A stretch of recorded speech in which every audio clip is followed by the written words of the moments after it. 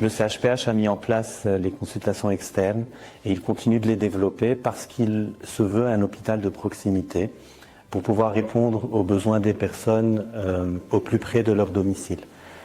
Certaines personnes ont besoin de consultations de suivi, d'un avis ou d'un ajustement de traitement sans être nécessairement hospitalisées. Et les consultations externes permettent justement de répondre à ce besoin tout en maintenant une coopération avec les médecins de ville.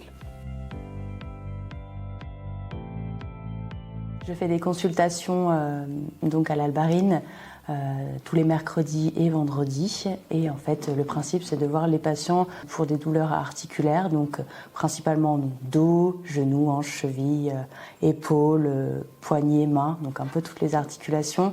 Ça peut être de l'arthrose, des douleurs d'arthrose, donc les personnes un petit peu plus âgées, aux sportifs de haut niveau, avec des consultations aussi pour les suivis médico-réglementaires des sportifs. Et puis ça peut être aussi dédié aux sportifs, on va dire, de la vie de tous les jours, pas forcément le haut niveau, avec tout type de douleurs musculaires, articulaires, tendineuses.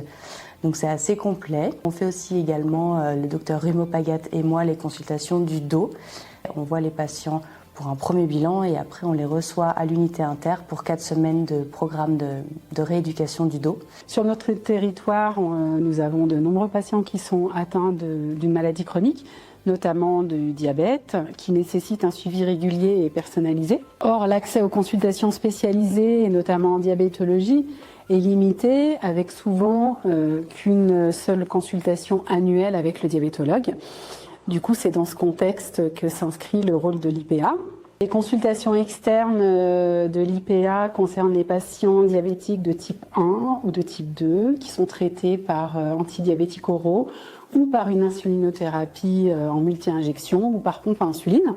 Cette consultation permet de faire le point sur l'état de santé, les traitements et leur tolérance, l'équilibre glycémique et les complications en lien avec le diabète, leur suivi ainsi que le vécu du patient au quotidien.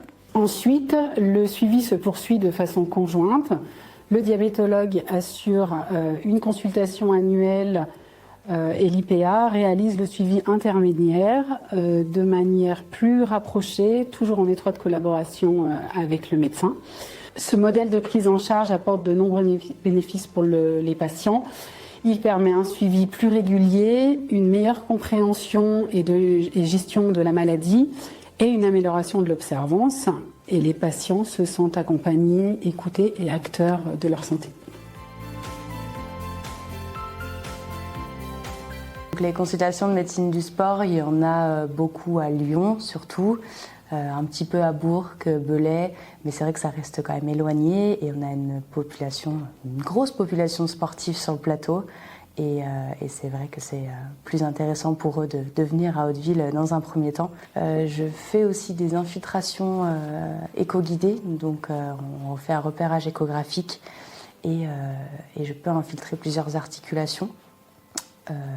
Et le docteur Cochard, d'ailleurs, lui, fait aussi des infiltrations, mais radio-guidées, donc à l'aide de la radio. Donc c'est vrai qu'à nous deux, c'est assez complémentaire pour tous ces gestes d'infiltration. Ça, c'est un geste qui est peu pratiqué, à part par les radiologues. Et c'est vrai qu'à Hauteville, il n'y a pas de radiologue. Donc en fait, ça, c'est une vraie plus-value là-dessus. Alors, à l'échelle du territoire, ce dispositif améliore l'accès aux soins spécialisés. Il réduit les délais de rendez-vous et il limite les ruptures de parcours. Il contribue également à diminuer les hospitalisations qui sont non programmées et à renforcer la coordination entre les professionnels de santé. En développant les consultations externes avec l'IPA, nous proposons une réponse aux enjeux actuels de santé, c'est-à-dire des soins plus accessibles, plus continus et plus proches des patients. Cette orientation, nous souhaitons la renforcer. Et demain, avec le développement des hôpitaux de jour pour les patients et de la téléexpertise pour les médecins, cela pourra nous permettre de renforcer l'accompagnement des personnes et de proposer des parcours qui sont plus fluides et qui répondent au mieux à leurs besoins et à la réalité du terrain.